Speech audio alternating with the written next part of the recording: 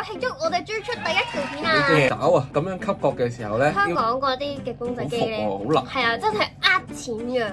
Hi，大家好，歡迎收睇 KT 日記。咁今日咧就係我哋嘅第一條片。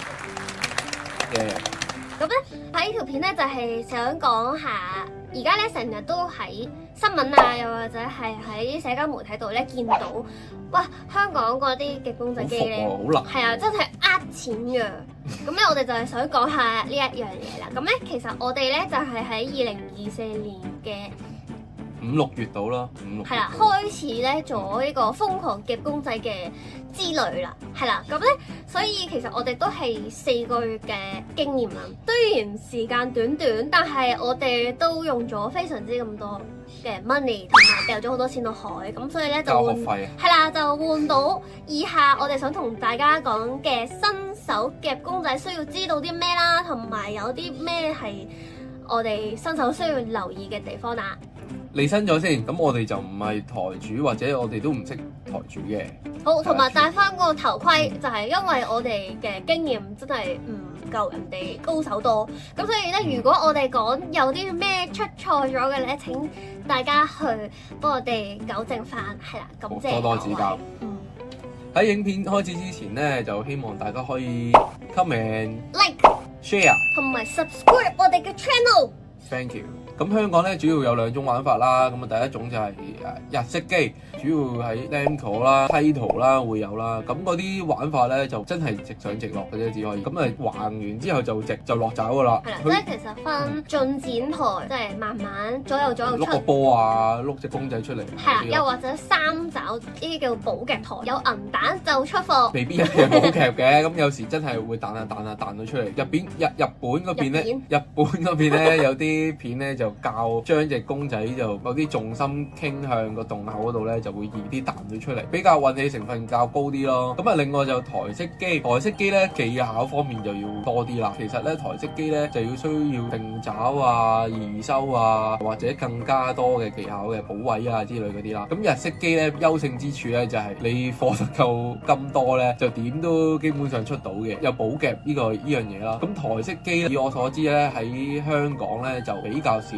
機台有補夾。不過喺台灣嗰邊咧，因為台灣有法例去規管咧呢啲公仔機，你一定要有補夾嘅金額嘅。咁所以如果喺香港玩台式機咧，就要比較小心去揀好台先好玩啊。如果唔係，可能你嘅幾百蚊甚至去幾千蚊都出唔到貨嘅。好，咁就台式機咧最唔好嘅地方就係基本上咧，我哋用呢個直上直落，即係平時大家我哋唔揈爪就咁撳收爪落去，咁個爪仔落咗去，然後呢一個方法叫直上直落啦。用呢一個方法咧，基本上咧係唔得嘅。完全夾唔到嘅，基本上呢個。係啊，咁所以一定要學識咗基本嘅技巧，即係話你要交咗學費先至可以攞到嘢翻屋企。咁啊，依家拍呢條片就希望大家可以交少啲學費啊。好，咁我哋咧而家咧就進入理論嘅環節啦。先介紹咗到底嘅公仔機嘅機械係我哋係點樣去叫佢嘅。咁我哋睇下呢幅圖啦。我哋喺公仔機嘅最頂見到一個爪啦。咁個爪上面咧有一個長方形嘅盒仔嘅。咁嗰個咧就叫做天車，記住天車。跟住咧下面咧就你見到爪同埋天車嘅中間咧係有一塊鐵片嘅。咁呢個鐵片有咩用咧？你哋夾公仔咧，成日咪話會拋翻入去嘅。咁嗰個咧有個術語嘅叫內丟啦，台灣嗰邊。咁掉翻入去點解咧？就因為嗰塊鐵片咧鎖得實。越斜係啦，越斜嘅片即係好似呢度咁樣，越斜嘅片咧拋嘅力同埋個幅度就會越勁嘅。咁如果你見到嗰塊片係平嘅，咁有機會其實佢係唔會內丟嘅。咁就仲有幾個簡單嘅術語啦。台灣嗰邊就叫做出貨啦。咁即係顧名思義，即係夾到件公仔出嚟啦。仲有一個簡單嘅術語叫做全包啦。咁就即係成隻公仔嗰3隻爪包晒，包到底啊。咁啊全包咧喺台式機嘅玩法咧，亦都係難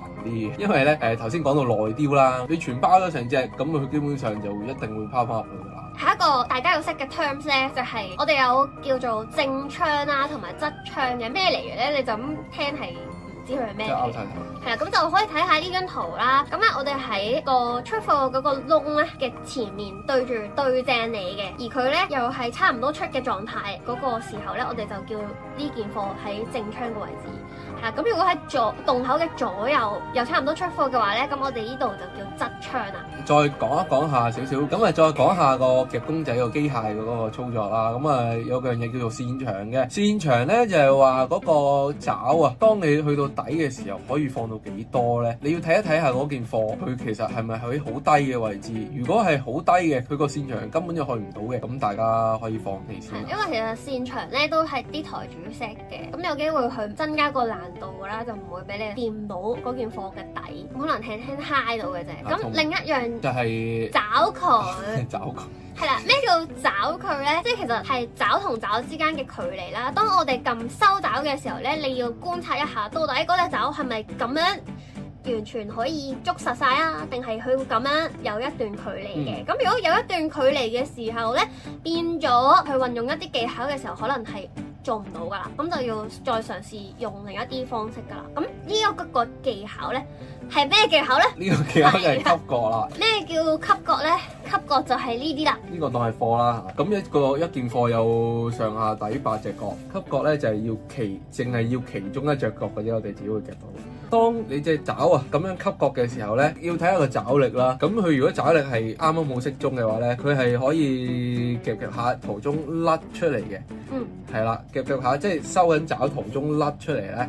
呢個叫做吸角啦。係啊，咁呢個吸角嘅技巧咧係需要配合到我哋去揈爪先做到嘅。佢又有個爪嘅幅度啦，咁樣去到隻角度，好夾住隻角，然後咧扯佢上嚟，去到呢度放，咁咧就係一個成功嘅吸角嘅技巧啦。咁點樣去揈爪咧？揈爪咧就有2個最基本要識嘅技巧啦。第一個我哋叫鈍甩。係咁呢個係台灣嗰邊嘅，咁我唔知香港叫咩，但係咧我哋2個叫嘟嘟咁樣咯，係啦，咁就咩叫嘟嘟咧？就係前後即刻就撳爪咁樣，呢一個就叫做鈍甩，係啊，咁就可以睇下呢一個示範先。首先我哋講鈍甩，第一步先將嗰個爪移去合適嘅位啦。假設我哋要將個目標帶到洞口嘅話呢，咁我哋嗰個爪就最好移動到嗰個洞口同埋個目標連成一直線嘅位置。呢個位呢，有可能會因為機台嘅 setting 而改變嘅。第二步，前移後移再落爪。當爪位已經移動到去合適嘅位置之後呢，就可以做鈍甩啦。咁呢個動作呢係要一套過嘅，中間就唔作任何嘅停頓啦，好似1、2、3、1、2、3咁樣去做嘅。假設目標會喺正窗位置，咁我哋第一個動作呢就係將呢個操控桿推向上，第二個動作呢就係將操控桿拉向後，然後就撳落爪啦。咁如果唔係正窗點算呢？鈍甩其實係咩位置都適用嘅，總之呢，就係將呢個操控桿呢由爪嘅位置推到向目標嘅位置，跟住再向相反方向戳一下操控桿，再撳落爪。呢3個動作就為之一套噶啦。咁第3點就係易收嘅時機啦。學識咗成套動作之後呢，就記得睇準易收嘅時機啦。咁鈍甩再配上其他嘅技巧，例如吸角等等呢，咁就事半功倍啦。要注意翻呢，咁嘅機台如果 setting 嗰個貼片同埋爪中間呢係冇任何空隙嘅話呢，咁亦都唔能夠做到個甩腹嘅。就算你點錯嘅個桿呢，都係揈唔到個爪嘅。另外，如果你跟足晒以上步驟之後呢，但係嗰個爪向咗反方向揈嘅話呢，咁即係代表嗰部機個拍子呢就唔係2拍機，有機會係3拍機或者係0.5拍。不過就唔使擔心嘅，只要我哋以相反嘅方向嚟進行呢個鈍甩，或者去調節翻我哋落爪嗰個時機，咁就可以解決到呢個問題噶啦。咁另外咧就仲有一個叫多段嘅甩，咁多段甩咧其實好簡單啦，都係咁樣，去到某個位撳落爪，其實係差咗嗰個節奏嘅啫。第二樣就係多段式甩爪，第一步就係首先將個爪都係一樣啦，移翻去個合適嘅位，同鈍甩一樣，都係喺呢個爪同埋嗰個目標嘅中間連成一直線嘅位啊。第二個步驟就係前後搖桿，即係話不停咁樣搖支操控桿啦。記得係目標至到洞口嘅方向，以直線方向咁樣搖啦。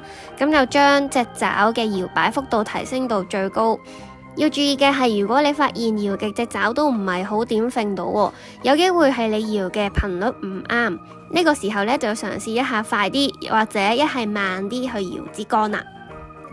咁第3點係撳落爪嗰下啦。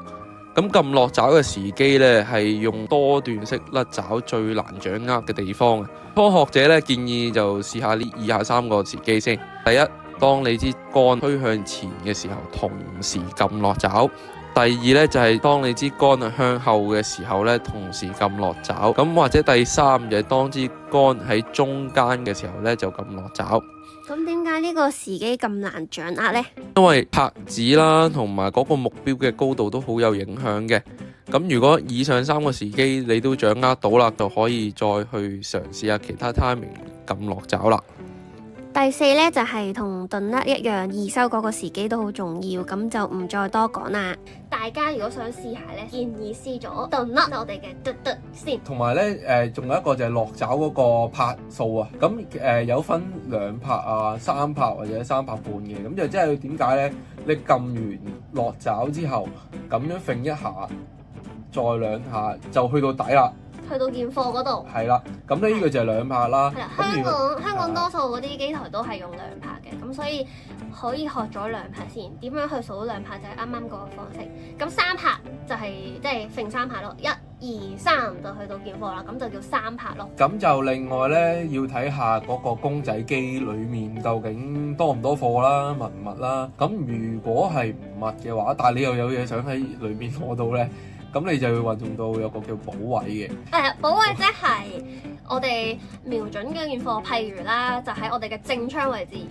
係啦，咁但係佢嘅旁邊係好吉嘅，咁我哋就需要將到佢後面嘅貨咧拉翻去，填補翻呢一個空隙，等佢唔好飛咗去呢個好吉嘅位。係啦，咁就會比較容易啲出貨嘅。咁咧，另外有一樣嘢咧，就係可以睇下依張圖啦。咁就你見到佢嘅貨係滿嘅，咁就而家我哋有1、2、3、4號位嘅。咁我哋而家應該瞄準邊一隻先？1、2、3、4位。嗱，咁答案咧就係1號同埋4號位嘅。咁呢個咧係我哋聽嗰啲台灣嘅片教翻嚟啦。咁點解要揀1、4位咧？就係當你就算你夾實咗啊，你嗰個公仔要準備拋翻入去啦，咁有2、3號位擋咗，2、3號位冇咁容易會拋翻入去，咁就比較上容易啲出貨，就會係1同埋4號位啦。係啦，但係嗰2個位咧，一般都係隻爪比較難去啲嘅，咁你要配合翻甩嗰個動作。好啦，咁以上咧就係新手需要知道嘅名詞啦，同埋佢一啲嘅公仔嘅技巧啦。咁啊，建議大家如果係未玩過嘅，或者係都冇乜經驗嘅，可以去咗啲零食場玩下先。咁因為零食場咧嗰個貨就冇咁貴啦，所以啲商家咧就會將嗰個補夾咧 set 得低啲，同埋大部分都會有補夾嘅，會易出啲添啊。係啦，冇錯冇錯。咁啊，一來你又可以有成功感啲啦，你起碼幾廿蚊有嘢拎走啊嘛。同埋我哋都係喺零食場嗰度出身嘅，我哋係由夾零食開始，先至去到夾公仔同埋夾 figure 嘅。咁就多謝大家睇到呢度啦。咁就為咗慶祝我哋追出第1條片啊，咁咧我哋就會將呢2隻 Tom and Jerry 嘅仙人掌 figure，係啦，咁就會各抽1位，即是話會有2位得獎者可以各攞1隻返屋企。咁點樣可以抽啊？拜託大家啦 ，like 咗我哋條片啦 ，comment 你想同我哋講啲咩啦？可能你可以話日後想睇多啲咩類型嘅片，總之有咩想同我哋講都可以 comment 啦。同埋最緊要 subscribe 咗我哋嘅 channel， 同埋 share 呢條片。係啦，咁就多謝大家收睇。多謝。